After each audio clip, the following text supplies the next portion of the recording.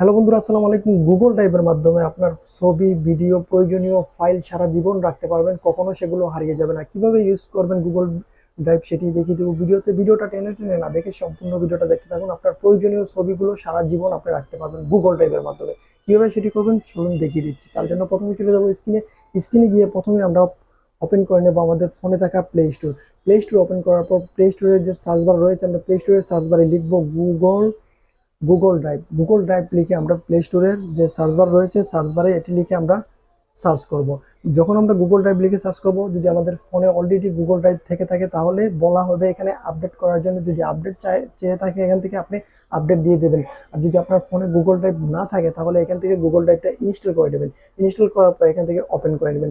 Google ড্রাইভটা যখন open হয়ে যাবে, ওপেন করার পর এখানে কিভাবে আপনার ছবি, ভিডিও, প্রয়োজনীয় ফাইল আনবেন সেটি দেখিয়ে দিচ্ছি। তো যখন এরকম গুগল ড্রাইভটা এরকম ওপেন হয়ে যাবে তখন এরকম দেখতে পাচ্ছেন যে এখানে উপরে একটা এম আইকন দেখতে পাচ্ছেন, এটা হচ্ছে আমার জিমেলের। এখানে এম আইকনটিতে আমি ক্লিক করলাম। এম আইকনটিতে ক্লিক করার পর এখানে দেখতে পাচ্ছেন যে জিমেলটা এখানে সিলেক্ট করা আছে সেটি এখানে দেখাচ্ছে। এখানে দুইটা জিমেল আমার ফোনে অলরেডি রয়েছে, দুইটা জিমেলই কিন্তু এখানে দেখাচ্ছে। আর আপনি যেই জিমেলের মাধ্যমে আপনার ছবি, ভিডিও, ফাইলটা রাখতে চাচ্ছেন সেই জিমেলটার পাসওয়ার্ড অবশ্যই আপনাকে জানা থাকতে হবে, নয়তো আপনার ছবি, ভিডিও এবং ফাইল কোনো আপনি পাবেন না। প্রথমত আপনাকে নতুন একটা জিমেল খুলে নিতে হবে। সেই জিমেলের পাসওয়ার্ড, জিমেলের ইউজার নেম একটা এই ডায়েরিতে লিখে রাখবেন, যাতে আপনার 10 বছর পরেও সেই ডায়েরিতে আপনি ওই জিমেলের পাসওয়ার্ড, জিমেলের ইউজার নেমটা খুঁজে পান। তো একটা জিমেল সুন্দর করে খুলে নেবেন যাতে আপনার সবসময় মনে থাকে। তারপর এখান থেকে জিমেলটাকে সিলেক্ট করে দিবেন, যে জিমেলটাতে আপনি এই ছবি, ভিডিও, ফাইল রাখতে চাচ্ছেন সেই জিমেলটা এখানে সিলেক্ট করে দিবেন। এইভাবে জিমেলটা সিলেক্ট করে দেওয়ার পর ঠিক এরকম আপনার গুগল ড্রাইভটা এরকম আসবে। এখানে দেখতে পাচ্ছেন একটা প্লাস আইকন দেখতে পাচ্ছেন, এখানে একটা প্লাস আইকন রয়েছে। এই প্লাস আইকনটিতে ক্লিক করবেন। প্লাস আইকনটিতে ক্লিক করার পর এখানে দেখতে পাচ্ছেন যে এই এখানে যে আপলোডের একটা অপশন দেওয়া রয়েছে, এই আপলোডের অপশনটিতে ক্লিক করবেন। আপলোডের এই অপশনটিতে ক্লিক করার সাথে সাথে আমাদেরকে নিয়ে যাবে আমাদের গ্যালারিতে। তো আমরা এখন যে ছবি, যে ভিডিও, যে ফাইলটা আমরা রাখতে চাচ্ছি সেটা এখান থেকে আমরা একটা একটা করে বেছে নিতে পারবো। দেখতে পাচ্ছেন উপরে, এখানে দেখতে পাচ্ছেন আপনারা যে ইমেজ, অডিও, ভিডিও এবং ডকুমেন্টস, এখানে কিন্তু অপশন দেওয়া রয়েছে। আপনি কি রাখতে চাচ্ছেন সেটা ক্লিক করুন। যেমন আমি এখান থেকে ইমেজে ক্লিক করলাম।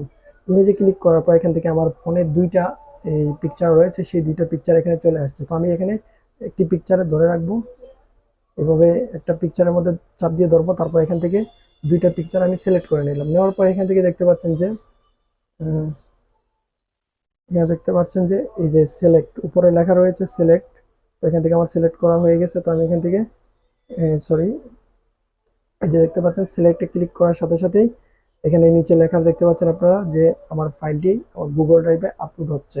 তো এইভাবে আপনারা আপনাদের প্রয়োজনীয় ছবি, ভিডিও, ডকুমেন্টসগুলো গুগল ড্রাইভে রাখতে পারবেন খুব সহজে। এখানে দেখতে পাচ্ছেন আমি যে দুইটা পিকচার এখানে আপলোড করছি সেই দুইটা পিকচার কিন্তু অলরেডি গুগল ড্রাইভে চলে আসছে। এখন আমি এই জিমেলটার মাধ্যমে সারা জীবন এই দুইটা পিকচার ব্যবহার করতে পারবো। যে কোনো ফোনে আমি যখন আমার যে জিমেলের গুগল ড্রাইভে আমি রাখলাম ওই জিমেলটা যে কোনো ফোনে আমি এই লগ ইন করে যে কোনো সময় এই ছবিগুলো আমি দেখতে পারবো, আমার ডকুমেন্টসগুলো আমি দেখতে পারবো, আমার ভিডিওগুলো আমি দেখতে পারবো।